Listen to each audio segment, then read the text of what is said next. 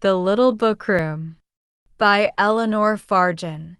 In these days, a certain counselor of a certain country passed on his walk a certain spot, and there he saw a sentry marching up and down, so many steps this way, so many steps back again.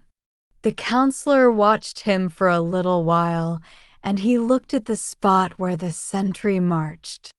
There was no building near, no gate in sight. There was nothing and nobody to guard.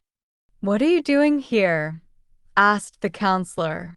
"Obeying orders," said the sentry. "What are they?" asked the counselor. "To walk so many paces in this direction and then so many paces in that." "What for?" asked the counselor. "I don't know," said the sentry. The counselor went to headquarters. "Why is there a sentry guarding such and such a spot?" he asked. "There always has been one," he was told. "But why?" "The order is on records." "Who gave the order?" Nobody knew. "When was it given?" None could remember. "How stupid," said the counselor. "It must be changed." So they held a meeting and changed it, and the sentry was taken away and put on guard somewhere else. For what's the use of guarding nothing at all? Now I will tell you the story.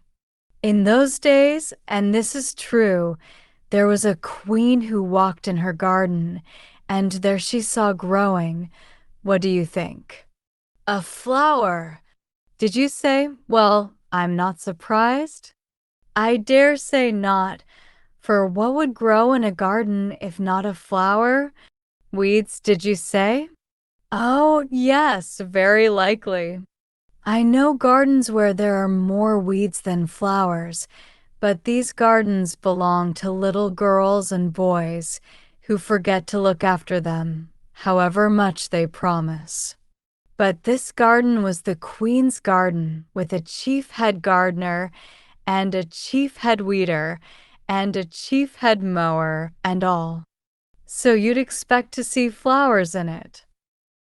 And all the same, when the Queen saw this one, she was surprised, because it surpassed every flower she had ever seen before. "What sort of flower?" "Oh, that doesn't matter a bit. It might have been a rose, and it might have been a lupin, and it might have been a clematis with its head in the air, or a pansy with its chin on the ground. All that matters is that whatever sort it was the best of its sort, and it took the Queen's breath away with joy. She came to see it every day, and every day she felt the same delight. Then one morning, as she walked in the garden, she saw the chief head flower cutter lavishly cutting flowers. "What are you doing?" she asked.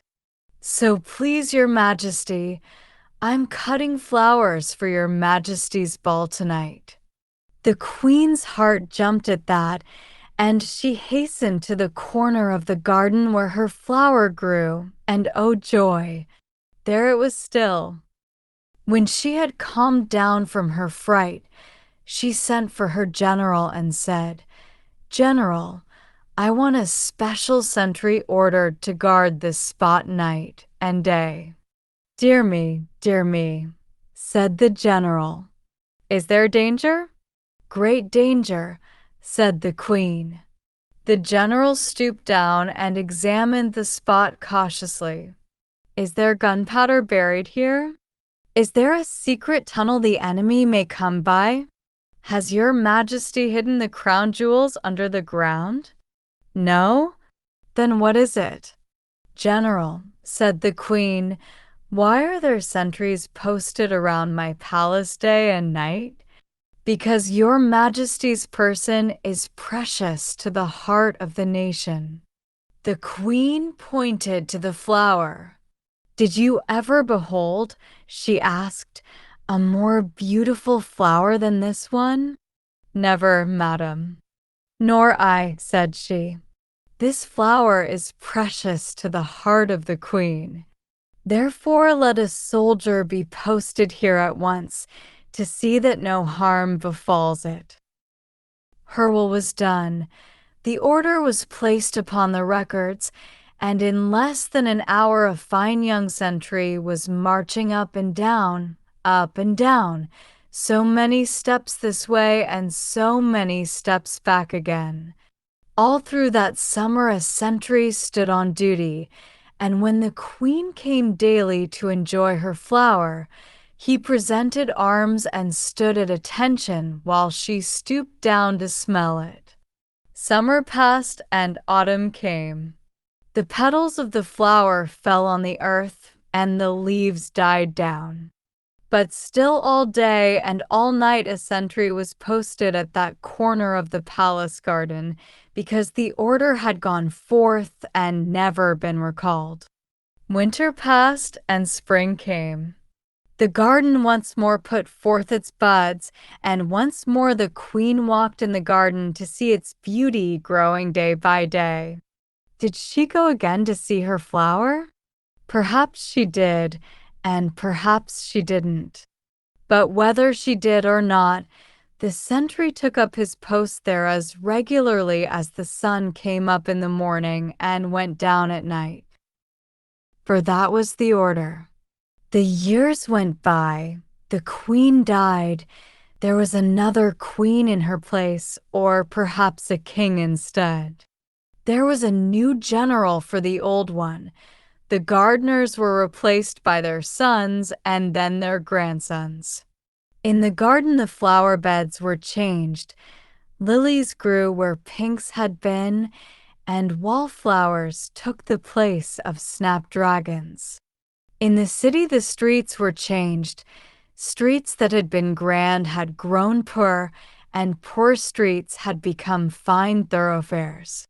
In the country the land itself was changed. Meadows were built on, woods had disappeared, hills had been leveled, and the course of rivers altered. In the world the very countries were changed. This one was now a part of that one. That one had shrunk to a mere nothing. T'other had spread across the continent like floodwater. And in the thoughts of men the very world was changed.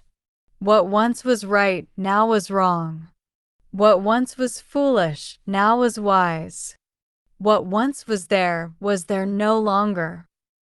The only thing that wasn't changed was the order in the records, the order the queen had made in those days for a sentry to guard the spot where her flower was growing. And as long as an order stands in the records, it must be carried out. That is why, year in, year out, on a spot of barren ground, a sentry marched up and down, so many steps this way, so many steps back again, until somebody said, "How stupid," and took him away. For what is the use of guarding a beautiful thing if you don't even know it is there?